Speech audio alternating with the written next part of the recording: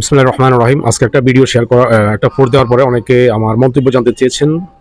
তো আমি বলেছিলাম ইসকনের সমাবেশ যারা প্রচার প্রসার করে আমি তাদেরকে মুসলমান মনে করি না। যদি তারা ভুল করে অন্যায় করে থাকে তাহলে অবশ্যই তারা তওবা করবে এবং আমাদেরকে জানাতে হবে মেসেজের মাধ্যমে যে ভাই আমরা এটা ভুলের মাধ্যমে ভুলভাবে প্রচার করেছিলাম আমরা না জানার উদ্দেশ্যে।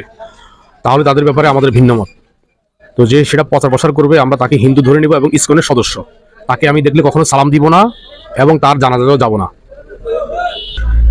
তো এখানে পোস্ট দেওয়ার পরে একজন প্রশ্ন করছে হিন্দুদের পুজো উপলক্ষে টাকা পয়সা শাড়ি দিয়ে অন্যভাবে সহযোগিতা করা সেটা কিভাবে দেখেন, তাকে কি সালাম দেওয়া যাবে? আমি বলবো ফেসবুকের একটা উক্তি আপনাদের সাথে আমি শেয়ার করতে চাই। সেটা হচ্ছে অনেকে একটা ফেসবুকে শেয়ার দেখলাম যে নিজের মাকে ধর্ষণ করতে যাওয়ার সময় ছেলে কন্ডম দিছে যে তুমি আমার মাকে ধর্ষণ করো।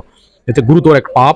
যারা কাপড় এবং পূজার মধ্যে কাপড় দিয়েছেন সহযোগিতা করছেন, তো তারা যদি সেটা ভুলবশত করে থাকেন আমি আপনাদেরকে বলবো আপনারা এটা তওবা করেন, আল্লাহর কাছে মাপ চান যে আল্লাহ এটা